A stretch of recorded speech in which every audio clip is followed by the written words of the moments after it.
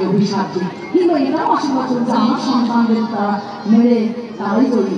কিন্তু একটা আশীর্বাদ যেরকম সত্যটাকে মানতে হয় সবাই। তাই মাতা কি করেছিল?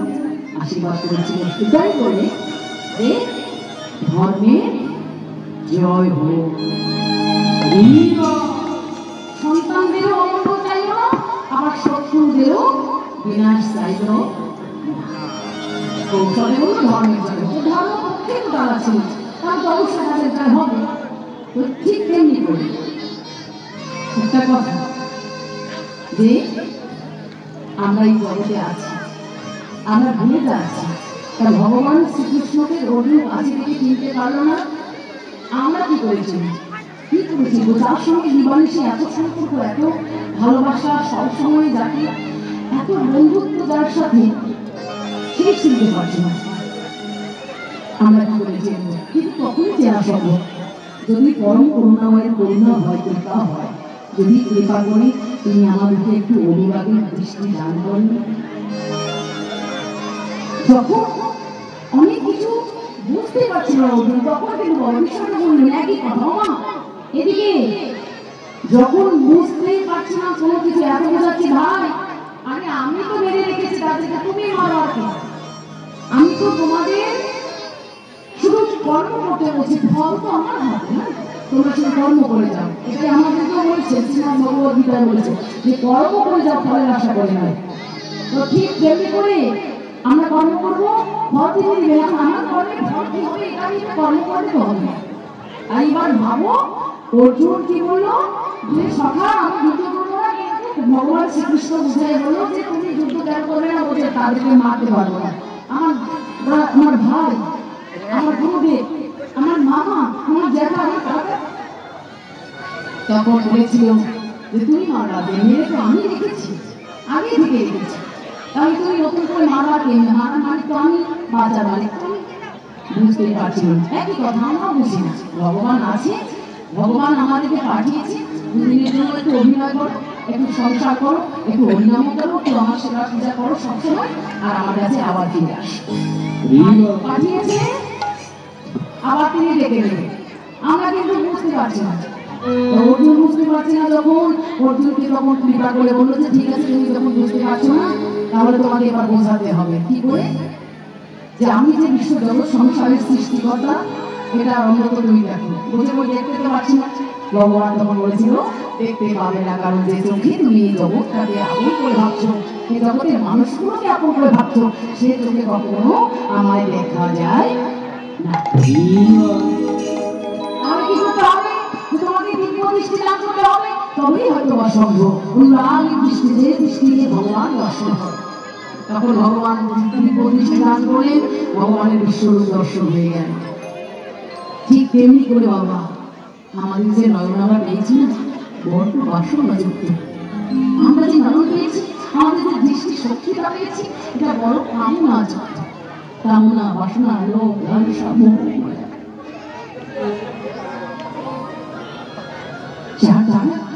এই কামনা নয়নে, এই বাসনা যুক্ত নয়নে কখন কি ভগবান দর্শন করে? কখনো সম্ভব নয়। এই নয়নটা শুধু মায়া আবদ্ধ, কামনা বাসনায় আবদ্ধ হয়ে আমাদের মনটা পর্যন্ত বশ করে রেখেছে। এই যে মন যে বশ হয়ে আছে, তবে উপায় কি? অর্জুন যদি পরে বুঝতে পারছিল না, কিন্তু বুঝিয়ে দিল তো, তবে কি আমাদের ভগবান বুঝিয়ে দিতে পারবে না? আমরা তো পারবো, কিন্তু অর্জুন স্মরণীয় ছিল না। অর্জুন পরবর্তীতে স্মরণীয় ছিল যে সখা আমার কিছু বুঝতে পারছি না, আমি কি করবো, কোনটা ভালো কোনটা মন্দ, কি করলে কি হবে, যুদ্ধ করবো কি করবো না, কিছু আমি বুঝতে পারছি না, তুমি দয়া করে আমায় বুঝাই যাবো। যদি আমাদের তাকে দেখতে হয়, তাকে পেতে হয়, তাকে বুঝতে হয়, অবশ্যই আমাদেরকেও বিরোধী রাখতে হবে। দয়া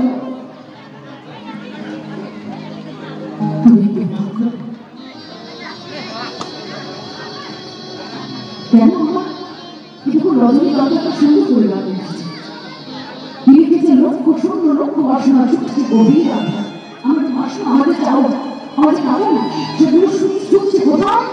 অন্ধকারের দিকে আলো পথ খুঁজে পাচ্ছি না। আলোর পথ খুঁজে পাচ্ছি তাই বলছি যে ভগবান লক্ষ শুক্র লক্ষ বসন ছুটেছি গভীর আধারে, জানি না কখন ডুবে যাবে অপূর্ব বর্ণ কথা। তারপর কি বলেছে, তুমি বিশ্ববিপদ ঘন্টা ডানা উঠিয়া পড়া তবে শ্রী চরণ তলে নিয়ে চলমন মর্ত বাসনা গোছায়। বাবা গান্ধীজি জ্ঞান এই কথাগুলো শুনতে কি বোঝা যায়? বুঝতে যা গানের মধ্যে কতটা জ্ঞানের কথা যে আমাদের মনটা যে বড় শুনেছে। তুমি তো তুমি পারবা, তুমি তো তুমি পারো, তুমি যদি তুমি পারো ঠিক তুমি পারবে। তুমি এই মনকে এই অন্ধকারের পথ থেকে আলোর পথে নিয়ে যাওয়ার ক্ষমতা কারো নেই। তাই মা যার জন্য এই যে এখানে বসে আছে না, এই যে বসে আছে, এই বসে থাকা মানে কি একটু ভালো লাগছে কাজকর্ম করতে, সংসারে অনেকদিন যাবো তো বেড়াতে পারি না, তাই একটু ঘুরে আসি এতটুকুর জন্য। এই বিষয়টাকে শুনতে, এই বিষয়টাকে জানতে, এই বিষয়টাকে উপলব্ধি করতে, স্মরণ করতে এই যে বলা হয় ভক্তের বাজারে এসেছি, যদি কৃপা হয় ভক্তের টাকা পুরো অনুরাগী ভক্তের ছোঁয়া লেগে স্পর্শ লেগে চরণ ধুলি লেগে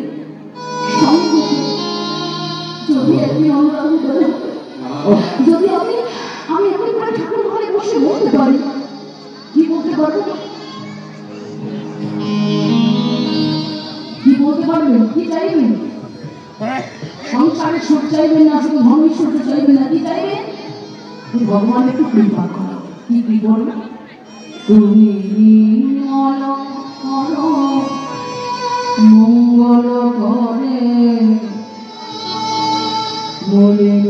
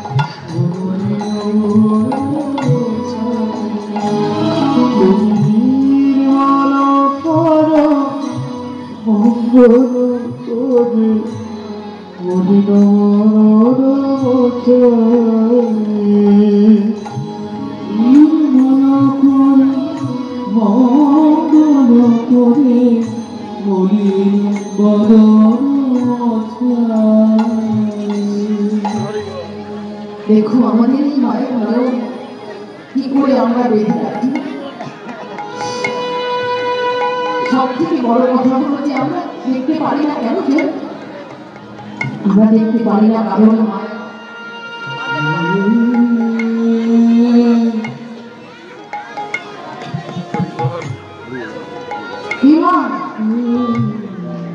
কথাগুলো বোঝা যায়, বোঝা যায় কথাগুলো। আমরা যে দেখতে পারি না কেন দেখতে পারি না, কারণ একটাই আছে, দ্রৌপদী যে বস্ত্র বেঁধেছিল নয়নে সে বস্ত্র ছিল প্রত্যেকটা পর্দায় কৃষ্ণ নাম লেখা। তাই না দেখতে পারে, দেখতে পারে না, বন্ধ করে রেখেছে দৃষ্টির শক্তিটাকে। কিন্তু যেদিন দৃষ্টি শক্তিটা ছেড়ে দিয়েছিল সেদিন কি করেছিল, নিজের পুত্রের কল্যাণের জন্য মঙ্গলের জন্য সেই দৃষ্টির শক্তিতে এতই প্রখর এতই তীব্র যে তার পুরো দেহটাকে কি করেছিল, বজ্রে পরিচালনা করেছিল। তাই কত শক্তি ছিল ওই দৃষ্টিতে। তাহলে ভাবুন আমাদের সেই শক্তি নেই, কিন্তু আমরা যে বসনটা করে আছি সেই কোনটা মায়ার বসন। তাই কি বলেছি, আচরণে অনিলে জীবন বনিলে পুরন শরীর বাহরে আছবিতা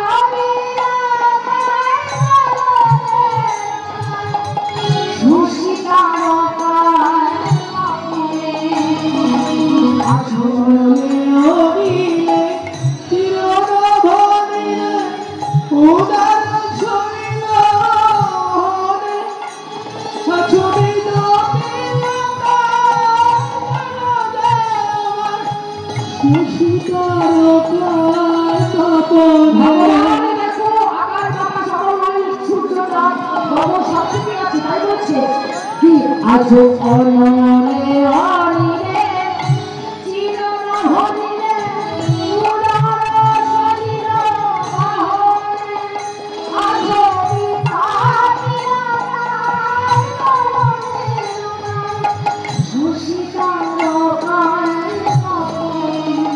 দেখতে পারি না কেন,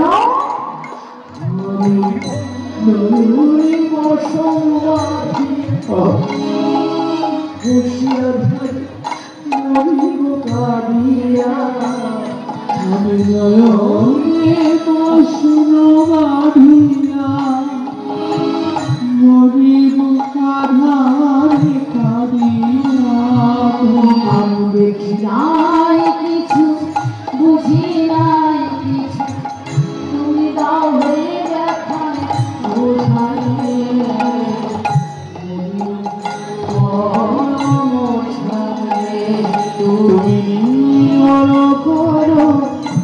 মঙ্গল করে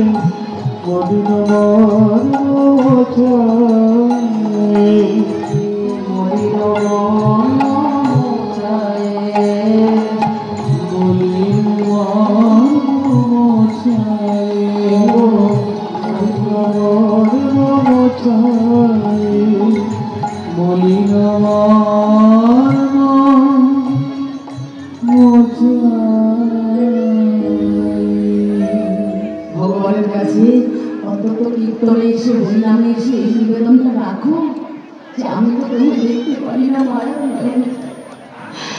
কিন্তু সেই দেখতে না পারার কারণটা তো তুমি বলে দিতে পারো। হরিবল হরিবল করুণা করে এই মায়ার দৃষ্টিটাকে বলতে অনুরাগের দৃষ্টিতে পরিণত করে যে দৃষ্টি ছেড়ে দিবানি সে আমি তোমায় দেখতে পারবো, যে দৃষ্টি ছাড়া তুমিও জানতে পারবো। তাই অনুরাগী নয়নি কতক্ষণটা লিখেছি হবো, দেখো কোনো অনুরাগী এমন করে আমার গৌরবতীটা দর্শন করছে, না দর্শন করতে কিন্তু দেখতে পারো। আমি আমাকে প্রথম আজ থেকে দেখলেন মায়েরা হাতে মতো কোনোদিন দেখেনি আজকে, আজ প্রথম দেখে যে আমি দেখতে কেমন, একটু বলে বলতে পারবে তো, তাই না? হ্যাঁ, তো প্রথম দেখলে তারপর বলবো বুঝতে পারবেন যে আমি কেমন। কিন্তু যদি কোনোদিন দেখেনি বলছে যে রত্না কীর্তন নিয়ে তো আসার কথা, না জানি দেখতে কেমন, না এত অজানা। কিন্তু যখন জেনে কেউ যদি কারোর কাছে বলতে পারেন তাকে কীর্তন শুনতে গেলে কীর্তনিয়া দেখলে কেমন দেখলে বলা যাবে, কিন্তু না দেখলে বলা যাবে না। ঠিক তেমনি করে অনুরাগী দর্শন করেছে বলে আজকে পদ লিখতে পেরেছে বাবা। তার অনুরাগী দৃষ্টি ছিল, সে কি করেছে পদ লিখেছে হেমশায় অপর আর সুমধুর যারা শত্রুরা। মানে আমি একজনকে দেখেছি তাকে দেখে মনে করেছি কি জগতে সোনা কিছু ভাবা, সোনা মানে জগতে সোনা, এত সোনার অলঙ্কার, এত রূপ যে মানুষের সৌন্দর্য বাড়িয়ে দেয়, মানুষের মান অভিমান বাড়ায়, মানুষের একেবারে আমিত্ব দাম্ভিকতা বাড়িয়ে মানুষের সৌন্দর্যের প্রকাশ ঘটায়, তাই না? কিন্তু সেই সোনার অলঙ্কার দামি বলে সেই সোনার সঙ্গে তুলনা করে, যদিও বা অপ্রাকৃত সোনা বহু সোনার সঙ্গে কখনো তুলনা হয় না, তুলনা করলেও অপরাধ হয়। কিন্তু পদকর্তা বলছেন যে আমি যে নয়নটা দেখেছি, আমি জগৎ মাঝে কি করে প্রকাশ করি, জগতের দিকে কি করে বোঝাবো যে আমি তাকে কি দেখেছি। অনেক মূল্যবান কিছু সঙ্গে প্রমাণ করে দেখালেন, কিন্তু সেখানে বলছেন যে না, হেমশায় অতি মানে সোনা থেকে অতি উজ্জ্বল সেই রসময় রূপ। কারণ এই জগতের সোনার অলঙ্কার চকচক করে, সোনার সৌন্দর্য আছে, সোনার সৌন্দর্য আছে, কিন্তু একটা বিষয় আছে, যেটা কি যে জগতের সোনা আমার আমিত্ব দাম্ভিকতা অহংকার মান অভিমান বাড়িয়ে জীবকে কি করে নিম্নমুখী করে। দেখবেন যাদের সোনার অলঙ্কার আছে মনে বলি না, তাদের একটু অহংকার আছে, এটা না করবে না। কিন্তু যাদের অলঙ্কার নেই তারা কিন্তু মাথা নত করে চলে, কারণ যারা কাঙ্গাল, যারা ধনের মধ্যে থাকে না, ঐশ্বর্যের মধ্যে থাকে না, তারা কিন্তু কাঙ্গাল হয়। কিন্তু একটা কথা এইটা এখানেই কোনটা, যে যদি কেহ আর এই বহু সোনা বহু অলঙ্কার অঙ্গে করে বাবা, তার এই মান অভিমান আমার অঙ্গ থেকে সে দূরে থাকে, তাই বহু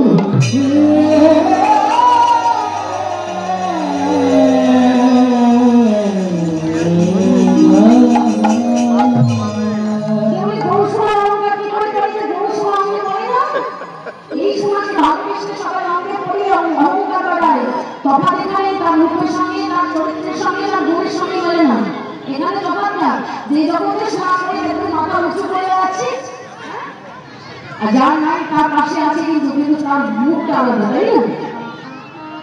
একটা অভিমান আছে, আমি ধনী মেয়ের পাশে একজন কিছু নেই এমন। কিন্তু দেখবেন এই জগতে যারা গৌর ভালোবাসার মানুষ,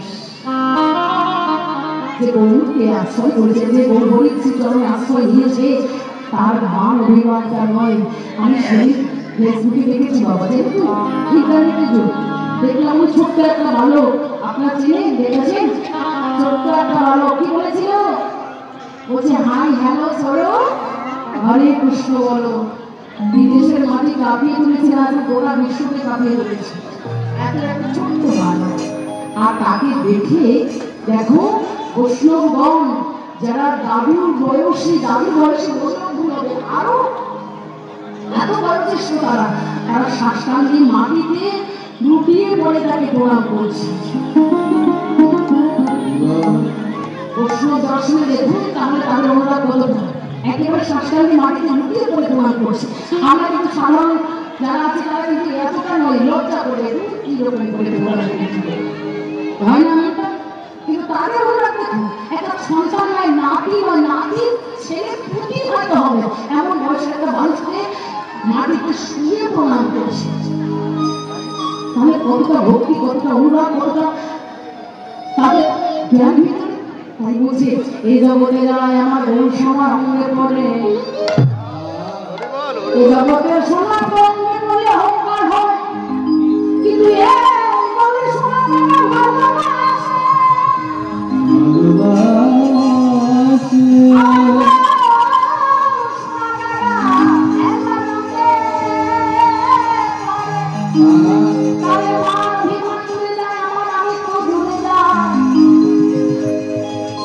কামনা বাসনা তুলে দিয়ে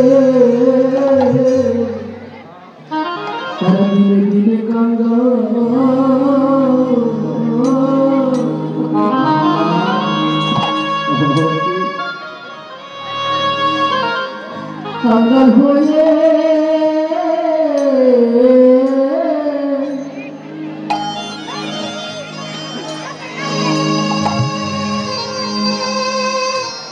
তুমি চলে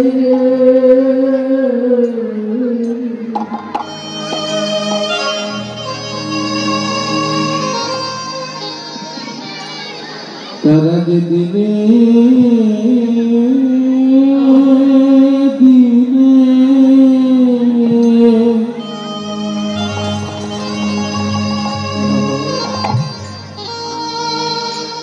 দিনে কাঙ্গাল হয়ে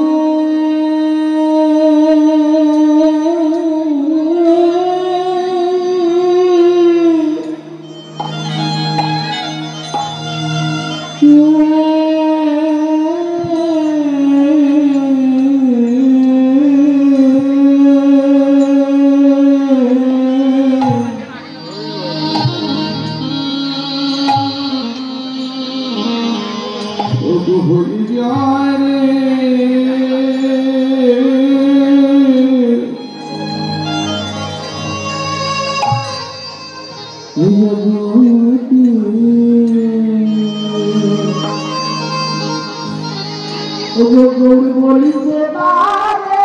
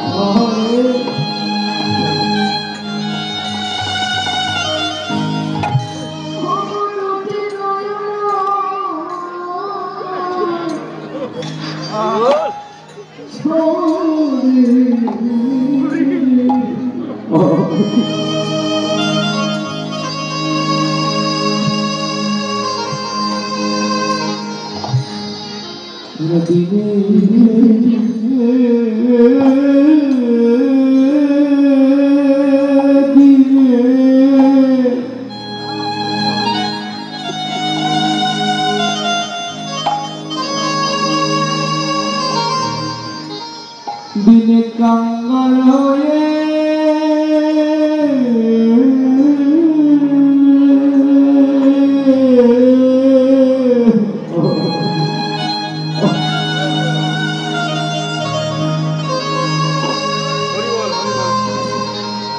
তবু কাঙ্গাল হয়ে যায় রে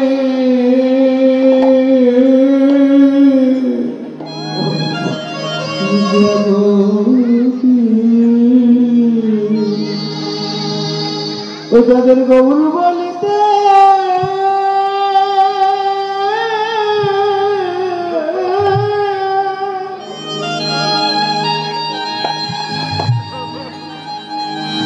যাদের গৌর বলিতে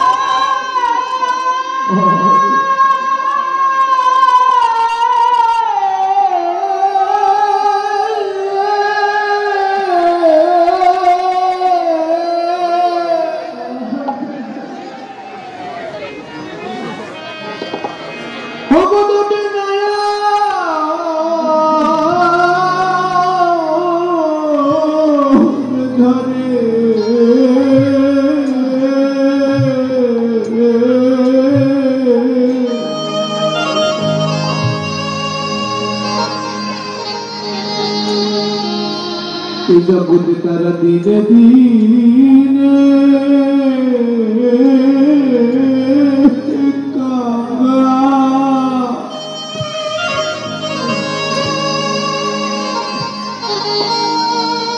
কাঙ্গাল হয়ে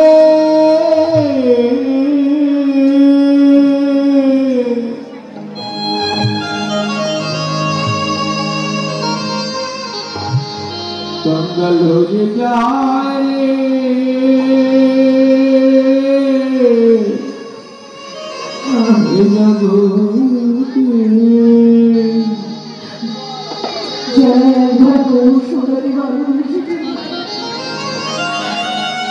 গৌর ভক্ত বলে স্বভাবটাই তার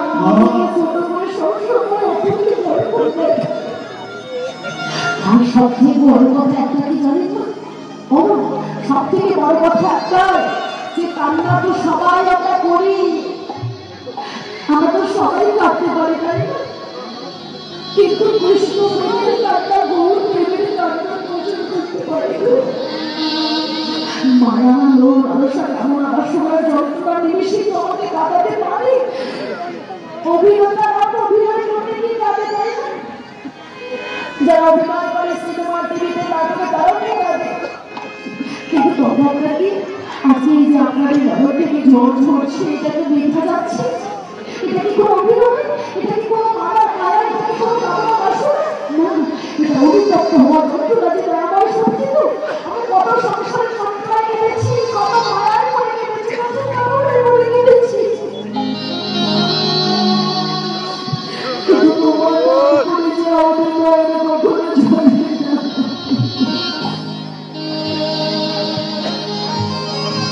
মনে রাখবে মা, ওই সংসারে এসে যে কান্না কাঁদবে, সেটা কান্না আপনাকে বৃথা চলে যাবে, ওই নয় আপনাকে কাজে লাগবে না।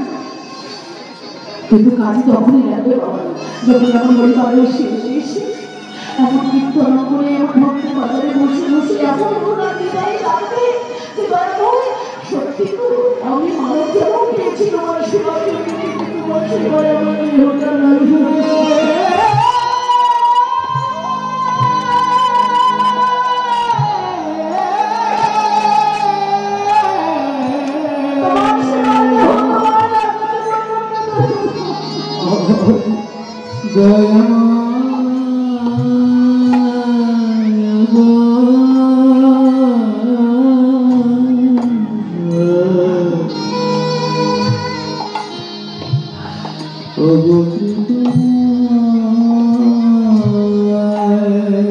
এটাই হচ্ছে ভক্তির কান্না, এটাই প্রেমের কান্না।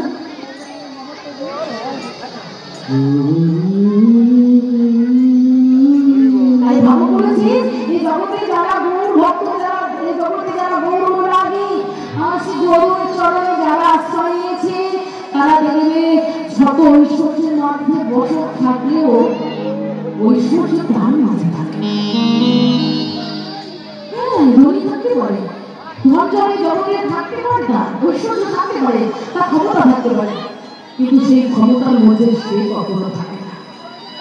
বাবার 50 বিঘা সম্পদ আছে, কিন্তু সেই সম্পদের মোহ, সেই সম্পদের মায়া লালসা তার মধ্যে থাকে। কেন? যারা মূর্তি চরণ আশ্রয় করছেন, সেই শ্রীরূপ গোস্বামী প্রভুপাদ, সনাতন গোস্বামী প্রভুপাদ তৎকালীন সময়ে যখন জানতে পারেন শ্রী গৌর হয়ে আমাদের করুণার অবতার কলিযুগের প্রতিপাবন, তখন তারা কি করছেন, তৎকালীন সময়ে অর্থমন্ত্রী প্রধানমন্ত্রীর আসন থেকে তার আসনটা পরিত্যাগ করে হা মোর প্রাণ গৌরী বলে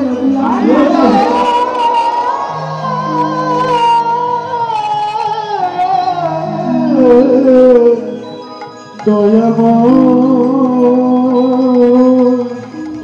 ও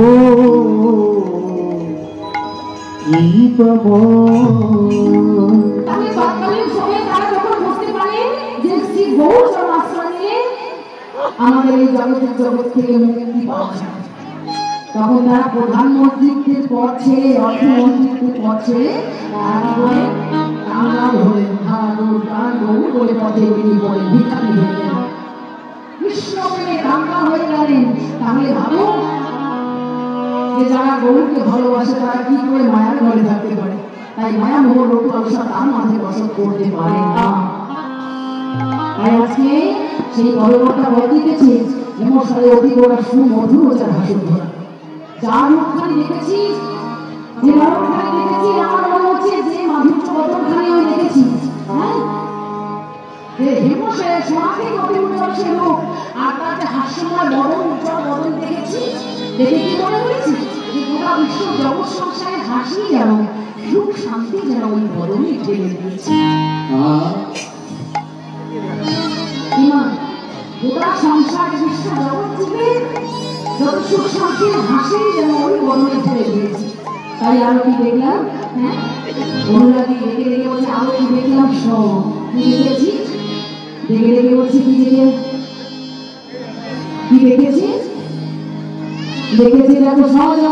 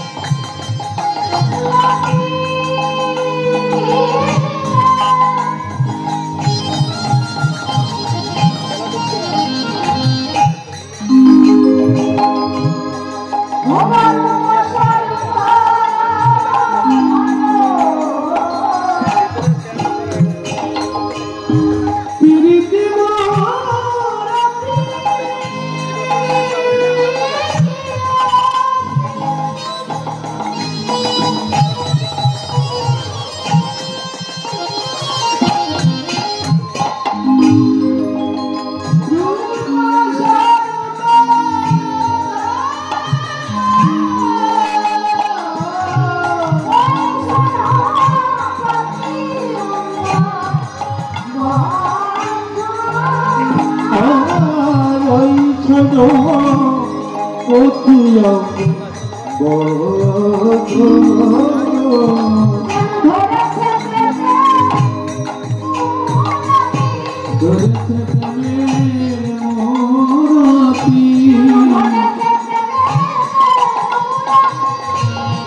ধরেছে প্রেমের মোরতি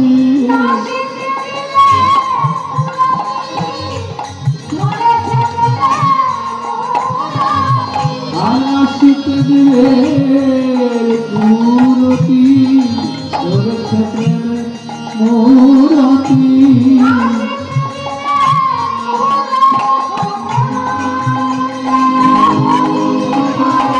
আশিতে দিয়ে মূরতি হরি হরি বলে আশিতে দিয়ে মূরতি দুই বাহু তুলে আশিতে দিয়ে মূরতি হরি বলে আশিতে দিয়ে মূরতি আশিতে দিয়ে মূরতি দেখো রে মোর